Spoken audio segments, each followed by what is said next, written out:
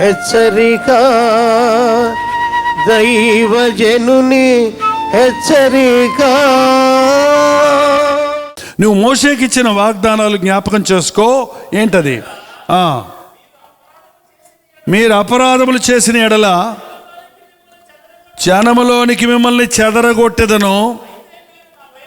అయితే మీరు నా వైపు తిరిగి నా ఆజ్ఞలను అనుసరించి నడిచిన ఎడల భూదిగంతముల వరకు మీరు తోలివేయబడినను అక్కడి నుండి సహా మిమ్మల్ని కూర్చి నా నామము ఉంచుటకు నేను ఏర్పరచుకున్న స్థలమునకు నే మాట వినకపోతే చెదరగొట్టేస్తాను. మీరు నా మాట విని పశ్చాత్తాపడి తిరిగి వస్తే మీరు ఎక్కడెక్కడ చెదిరిపోయినప్పటికీ మిమ్మల్ని అందరినీ నేను మళ్ళీ సమకూరుస్తాను. ఎప్పుడు నిరీక్షణ ఉంది ప్రార్థనలో.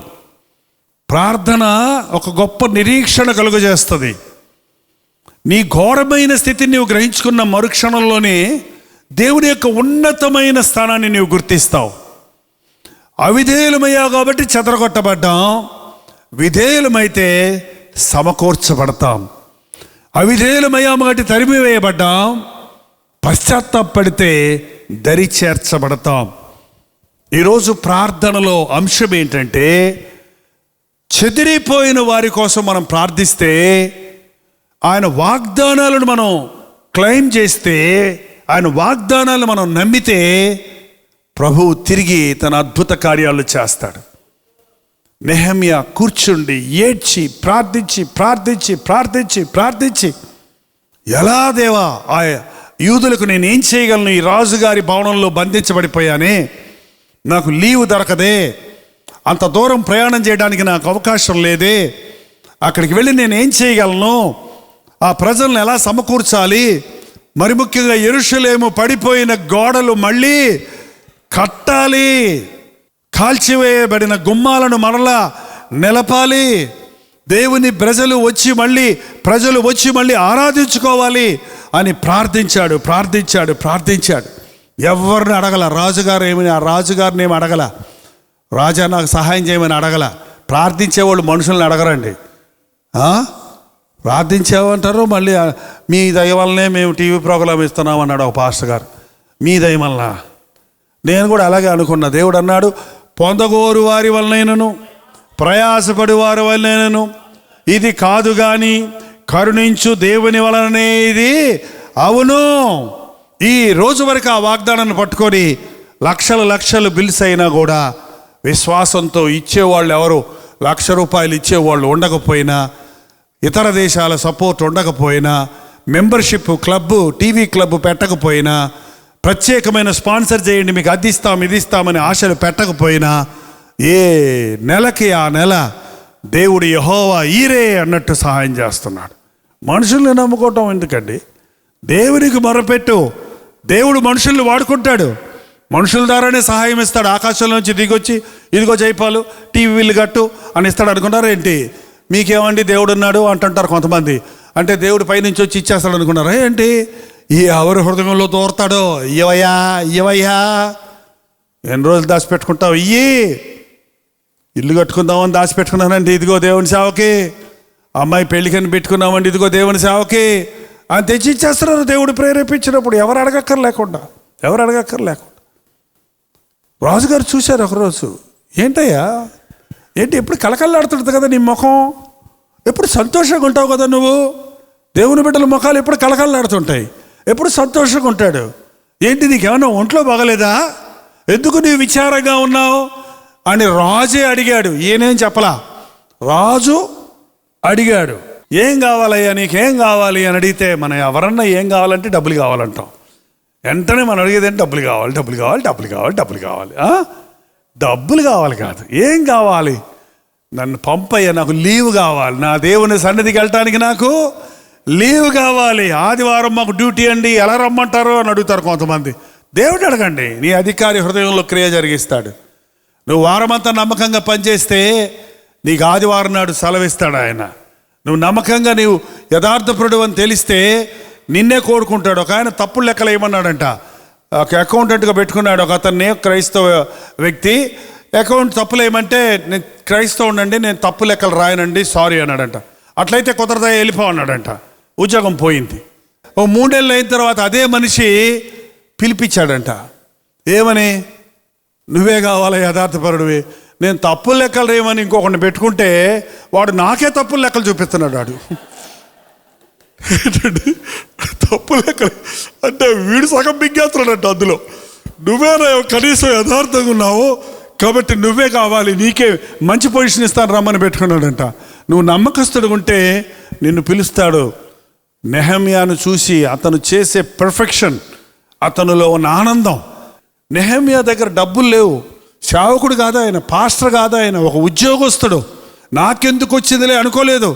నా దేవుని మందిరాన్ని నేను కట్టాలి, నా దేవుని మందిరం నేను సరిచేయాలి, నా దేవుని మందిరంలో నా దేవుని బిడ్డలు నేను ఆదరించాలి, వారందరినీ సమకూర్చాలి అని పూనుకున్నాడు. దేవుడు ఆయనకి సహాయం చేశాడు. శాసనాలను మార్చగలిగిన వాడు, చట్టాలను మార్చగలిగిన వాడు, రాజాజ్ఞలను మార్చగలిగిన వాడు, ప్రపంచ పరిస్థితులను మార్చగలిగిన వాడు మనం నమ్ముచున్న ప్రభు అయిన యేసుక్రీస్తు. ఆయన హస్తం కదలాలంటే నువ్వు మోకాళ్ళ మీద పడాలి. ఆయన హృదయం కరగాలంటే నీ కన్నీటి బొట్టు కింద రాలాలి. ఎస్తెరు విశ్వాసంతో ఉపవాసం ఉండి తన అనుచరులతో యూదులందరూ ప్రార్థించారు, అద్భుతం జరిగింది. హిజ్కియా కన్నీరు విడిచి ప్రార్థన చేశాడు, అద్భుతం జరిగింది. ఆ దేవుడేనా మన దేవుడు? ఆ దేవుడేనా? ప్రార్థన ఆలకించు వాడేనా? మన కొరకు, మన ఇతరుల కొరకు. ఎస్తేరు తన ఒక్కదాని కోసం ప్రార్థన చేసుకోవాలా, యూదులందరి కోసం ప్రార్థన చేసింది. హిజ్కియా తన జీవితంలో తన ప్రజలకు నా రాజుగా ఉండాలని, దేవుని నామాన్ని మహిమపరచాలని ఆశతో ప్రార్థించాడు. నా జీవితకాలం అంతా ఆయన మందిరంలో నేను ఆయన్ని స్తుతిస్తాను అన్నాడు. దేవుని సన్నిధిలో ఉపవాసం ఉండి ప్రార్థించినప్పుడు అద్భుతాలు జరుగుతాయి. ప్రార్థన. పరిశుద్ధుడా, ప్రేమగల తండ్రి, ఈ అంచె దినాలలో విజ్ఞాపన ప్రార్థన మాకు నేర్పించిన ఆయన, కన్నీటి ప్రార్థన మాకు దయచేయను ఆయన, తగ్గించుకొని చేసే ప్రార్థన మాకు దయచేయ్యా.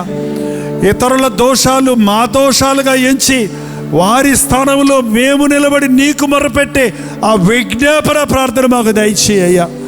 నీకు అవిధేయులమై తెచ్చుకున్న కీడు నుండి, నీ ఆజ్ఞలను తోసివేసి తెచ్చుకున్న బాధల నుండి నీ ప్రజలను విడిపించుము నాయన.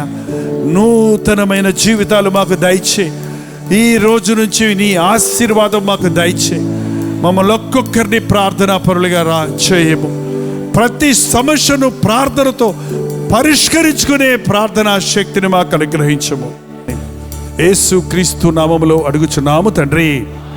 మన తండ్రి అయిన దేవుని యొక్క ప్రేమయు, కుమారుడైన క్రీస్తు యొక్క కృపయు, ఆదరణకర్త అయిన పరిశుద్ధాత్మ యొక్క సహవాసమును కూడి వచ్చిన మనందరికీ ఇప్పుడును సదాకాలము తోడై ఉండును గాక. ఆమేన్, ఆమేన్, ఆమేన్.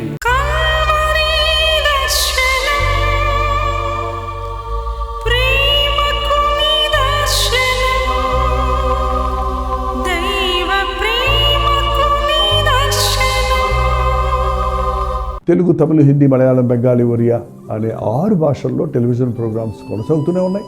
భారభరితమైన పరిచయంలో మీరు సహకరించాలని ఆశిస్తే, ప్రభు మిమ్మల్ని ప్రేరేపిస్తే మీ విరాళాలు, కానుకలు డాక్టర్ జై పాల్ ఫౌండేషన్స్ అనే ట్రస్ట్ నెంబర్కి మీరు పంపించవచ్చు. అవి నేరుగా టీవీ ఛానల్స్కి వెళ్తాయి. అందులో ఏది నేను మా సొంత పరిచయం కొరకు ముట్టుకోవటం లేదు, వేరే పరిచయం కొరకు ముట్టుకోవటం లేదు. టెలివిజన్ పరిచయలో ఇంకా సువార్త వెళ్ళని వారికి అది అందించాలని ఆశతో ఒక 20 సంవత్సరాలుగా కొనసాగుతున్న పరిచయం కొరకు ప్రార్థించండి, మీ సహకారాన్ని అందించండి.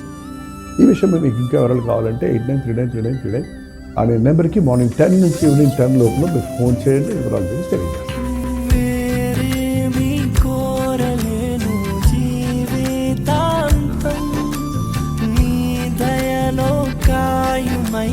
బ్రతుకు దినం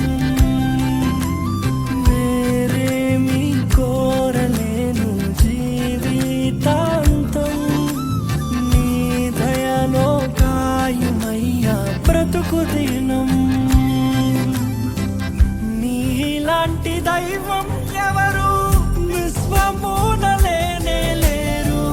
నీలాంటి దైవం ఎవరు విశ్వమునలేనే లేరు. పరమ తండ్రి నీకే వందనా. నీదు బిడ్డగానే సాగేదా. యేసునాథ నీకే వందనా. జీవితాంతం నీకై బ్రతికే